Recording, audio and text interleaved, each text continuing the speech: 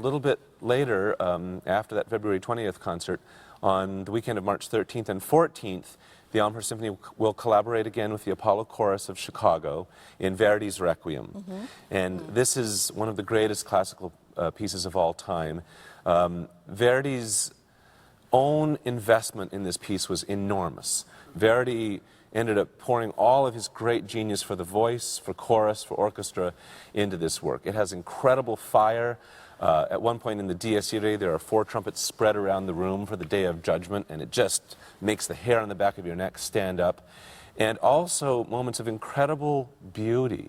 The Agnus Dei with the soprano and alto voices, solo voices, just singing in octaves, very simply with these variations around it, could not be more stunning in its both simplicity and ingenuity.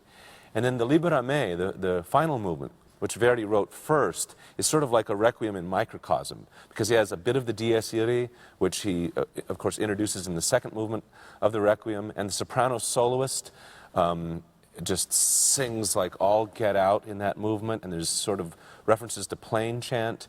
It's one of the most dramatic pieces of classical music ever. And the idea of having the Apollo Chorus and the Elmhurst Symphony combine again on this is really exciting. Sure. And we offer lectures before these concerts too, so that people can get the same explanations you've just given us. Very often they meet the soloists or artists. Sometimes I'll stop by to share a few thoughts on the concert. And of course, sometimes in the concert I'll share some things from the stage for the whole audience. But the folks who go to the pre-concert lecture certainly have a leg up in the enjoyment of the program. There's no doubt. Oh, yes. So, as if that weren't enough, the year is called Monuments in Music. And that refers to these great pillars of classical music, such as Verdi's Requiem and Schubert's Unfinished Symphony and Beethoven's Seventh Symphony. The last concert really emulates this title. There are 2 works, Beethoven's Violin Concerto and Sibelius Symphony No. 2. And they both happen to be in D major, so there's symmetry in terms of the key flow of the program. Of course, they move to various keys in the other movements, but the concert will both begin and end in D major, so there's nice unity that way. The Beethoven Violin Concerto I always think of as like a Greek temple in sound.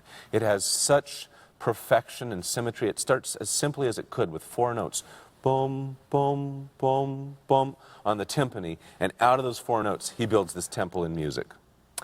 And then our soloist for that will be Kate Carter, or Kathleen Carter. She's our associate concertmaster, a new addition to the orchestra, very talented young lady who has already prepared the entire concerto and played it for me and deserves an opportunity to debut with the orchestra on this piece. And then Sibelius' Symphony No. 2. Sibelius described the process of